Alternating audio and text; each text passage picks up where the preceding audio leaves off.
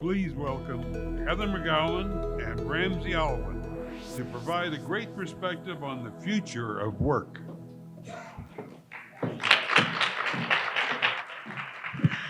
Good morning, and thank you for having us close it. AARP is thrilled to be here. Now, if you don't think work and think AARP, then you don't know AARP. Because we've been looking very closely at the future of work trends for our members of today and our members into the future. We're all about social impact and relevance. And we know for so many, retirement is a thing of the past. As we look at the profound and transformative megatrends around the future of work, we see a twin trend that is changing the game to the nth degree: aging and automation. McKinsey Global Institute estimated 75 to 375 million people mid-career and midlife will be displaced due to automation. If we are not intentional about ensuring individuals midlife and mid-career can make the digitization transformation, we're talking about a game changer in terms of aging into poverty. In addition, those millennials that seem forever young, guess what? They start to turn 40 in just a year or two. If we're all blessed with the gift of longevity, we need to be thinking about infusing lifelong learning lifelong. So I'm so pleased today to bring a fabulous keynote speaker to you to share some of this perspective on the profound and transformative effect of longevity on the future of work. But just to back up for a moment, for any of you that don't know who we are, AARP is a social mission organization with 38 million members 50 and older. We're the largest nonprofit, nonpartisan membership organization in the world. We aim to empower people to choose how they live and how they age. We work to disrupt and challenge outdated stereotypes about what it means to get older. On behalf of our members and all of the 50+ of today and tomorrow, we advocate at the local, state, and national levels, providing them with information, products, and services to live their best lives. Although we're a US-focused organization, we've long recognized that sometimes the best ideas come from around the globe. And we believe that aging isn't just the number you turn on your birthday each year. We believe the next generation should care for the previous one and vice versa. And that good jobs are important no matter how old you are. And the future of work should be for all generations, but it requires intentionality and a deliberate approach. As you may or may not know, the age distribution of the global workforce is undergoing a massive shift. Over the next 10 years, the world's older, likely healthier populations will double. Many of these people are eager to keep working and contributing. Simultaneously, the declining birth rates have led to fewer people entering the workforce, and younger generations are placing an increased value on meaningful work. This shift is happening before our eyes. And to compete in this long-term new game, employers need to shift their approach, and learning institutions need to shift their approach even faster to unlock the future workforce potential. Business leaders have a clear self-interest in moving the process forward and pioneering inclusive approaches to optimize the value of all workers. And to demonstrate our commitment as AARP to this, we've teamed up with the Organization for Economic Cooperation and Development, the OECD, and the World Economic Forum in an effort called Living, Learning, and Earning Longer. Over the next 2 years, we'll redefine the business case for age diversity and inclusion, highlighting best practices from around the globe. This work will culminate with the release of a digital online learning platform at Davos at the World Economic Forum meeting in 2021. In this past year, we've engaged employers in conversations looking at these issues with the World Economic Forum and OECD. Over 100 global employers in discussions about the changing workforce, holding regional executive roundtables in North America, Europe, and Asia. Talking with executives at Allianz, Bank of America, China Life Insurance, Cisco, Dell, Fujikara, Salesforce, just to name a few, we found resounding agreement that the workplace is changing at a rapid pace. The new normal of 3, 4, 5 generations in the workforce is a game changer. Moving from a 3-stage life of education, work, and retirement to the new normal of a multi-stage nonlinear life has implications for workforce policies and practices. No more is it a traditional game of retirement. Work is the future. And we need an intentional conversation about the future of work to include a full life course perspective, a life course continuum. I'm so pleased to invite to the stage Heather McGowan. She's an international speaker, writer, advisor. She provides leaders the tools they need to effectively react to the rapid and disruptive changes in education, work, and society. Her think and do tank, called Work to Learn, couldn't be more appropriate to help us get started on this journey to include longevity as a profound and transformative megatrend related to the future of work. Without further ado, Heather.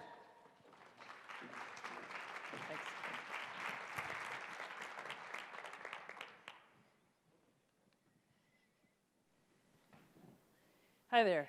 I think I'm about your 100th future work speaker. So I've organized the talk as follows. I'm going to really quickly bring you through some of my key frameworks on the future of work and how they relate specifically to longevity.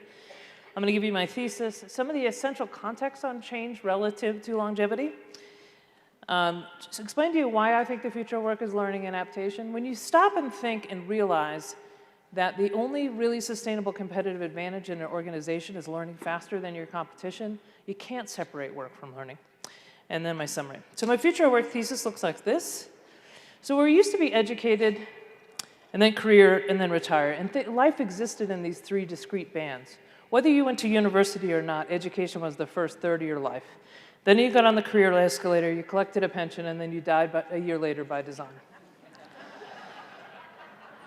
Success measures here, and far too many people are still using these success measures for higher education or whatever that training was in the first 40 of your life was, did we codify and transfer the right skills in you to get you on that escalator? Because once we got on your escalator, our job was done. But now I think it looks like this. Life expectancy is not 90 yet for everybody, but it sure will be soon. Education becomes learning because learning to me does not imply an end state. Work becomes leverage of that learning, to signify that work and learning are a combined act. And then longevity becomes a reality. And it looks more like this. And here's the thing. This is not for the next generation, where the framework I just showed was for the generation in the workforce. This is happening. So for folks in the workforce right now, the median age is in the 40s, who started on that escalator, suddenly they've got to surf waves. Suddenly they've got to climb rocks. And they've got to realize that success measures are, can you learn, can you adapt, can you create value? It's that simple. Can you learn, can you adapt, can you create new value? And they came out of the promise of, I got good grades, I got a good job, I'm on the escalator. And I think one of the hardest things facing folks right now is, if you've ever been through a job loss yourself, or you know someone who has, you know how that rocks them to their core. I'm going to explain to you why we've set these identity traps that we've got to dismantle. So I think in the past we learned once in order to work, and in the future we're going to work in order to learn continuously. That's why I call my think tank Work to Learn. And in the past, our identity was bestowed. So your identity was given to you by the job, the company you worked for, the title you had, the university you went to, whatever your top signal was that was most important to you. And now I think we need to develop a self-actualized identity that's internally validated, that allows you to surf those waves or climb those rocks. Another thing that's happening in addition to the speed of technology, which I'm sure a lot of people have already talked about, is, as Ramsey just mentioned, the leaps we're making in longevity. So for example, if you were born during the time of the steam engine, you had 2.5 generations to absorb that change. Fast forward to today, a young person graduating today, or a person already in the workforce, is going to have 2, 3, 4, 5 different paradigm shifts to absorb within a single generation. We're not preparing people for that. And I think some of the identity traps come down to some basic questions we just keep asking each other. What do you want to be when you grow up? 65% is one of the numbers. Somebody had 85% yesterday. Let's face it, all statistics in the future are made up. We're just guessing.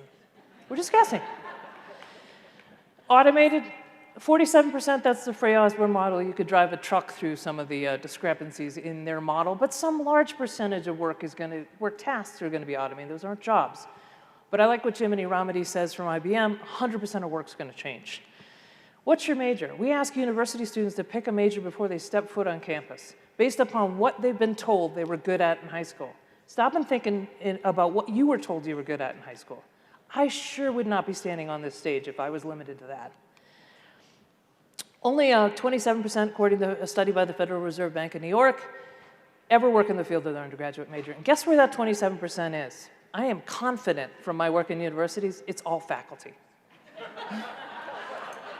Because they tell you, don't take anything outside your major, pick a good major, stay in your major, because that was their experience.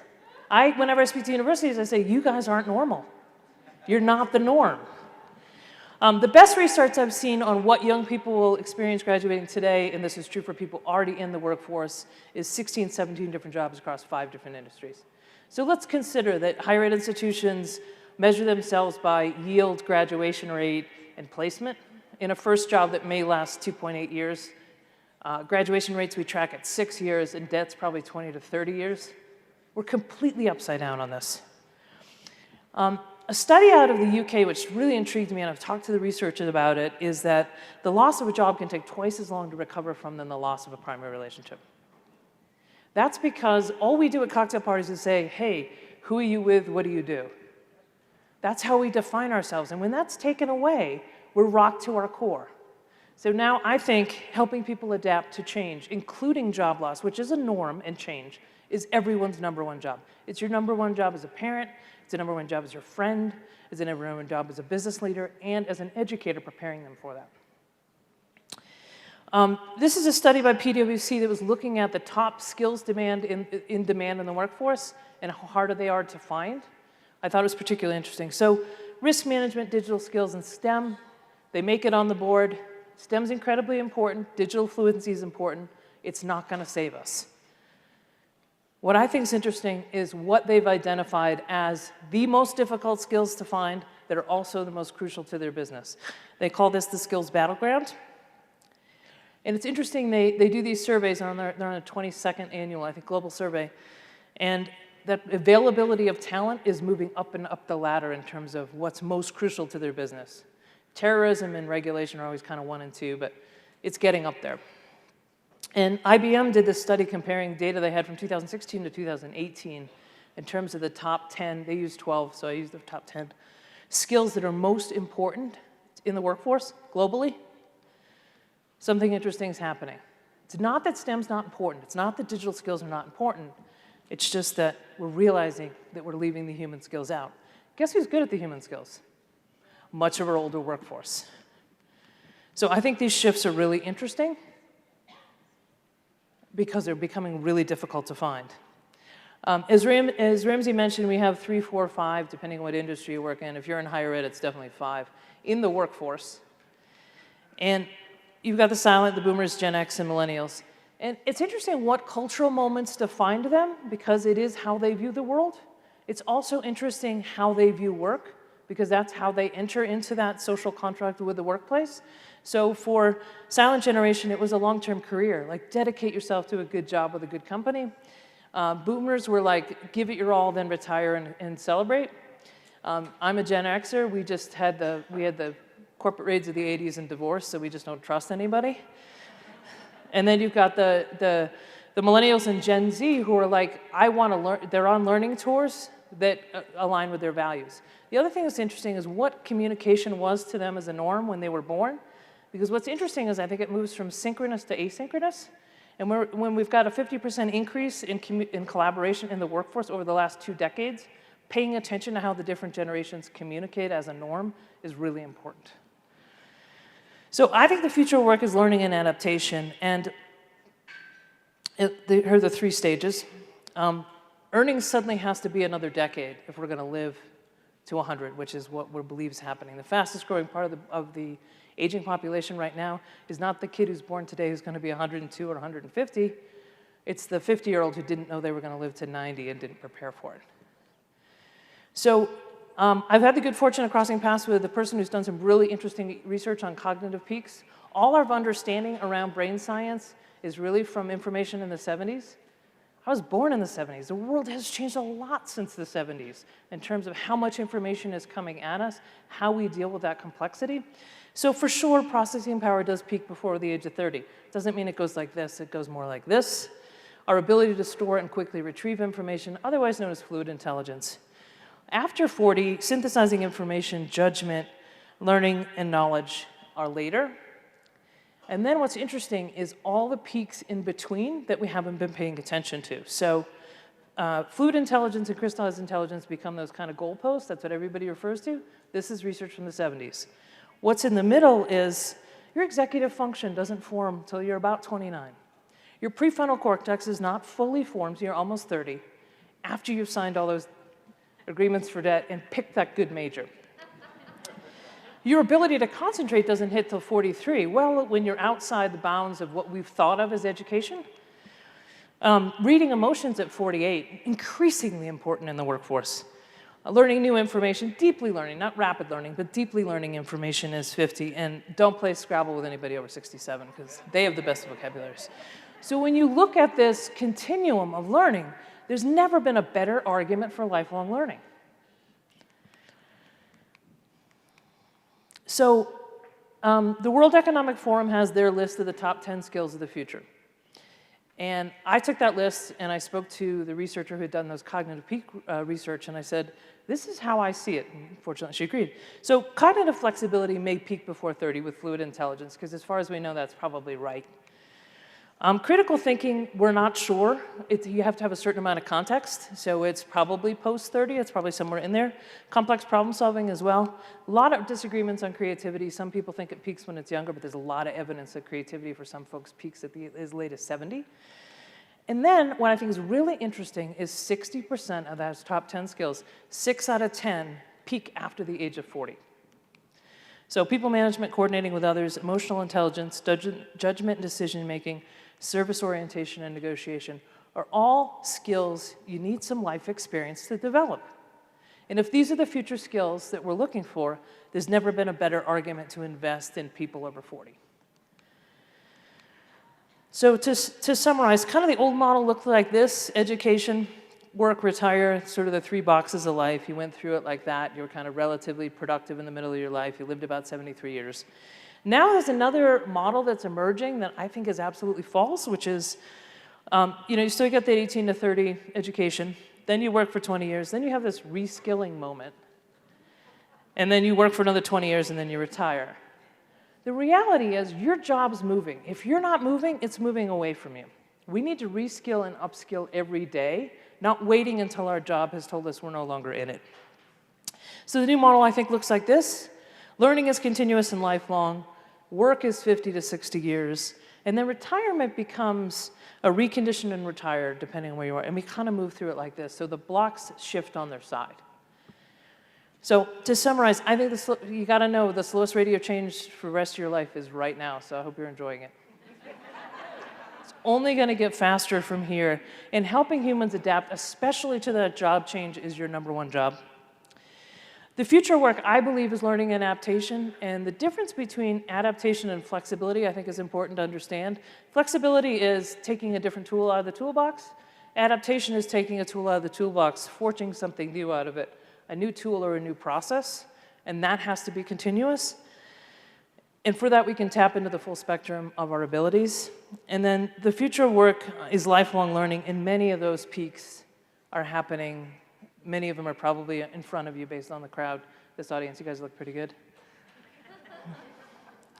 So with that, I'd like to say thank you. This is my book coming out in April, which is covering all of this stuff. And thank you very much.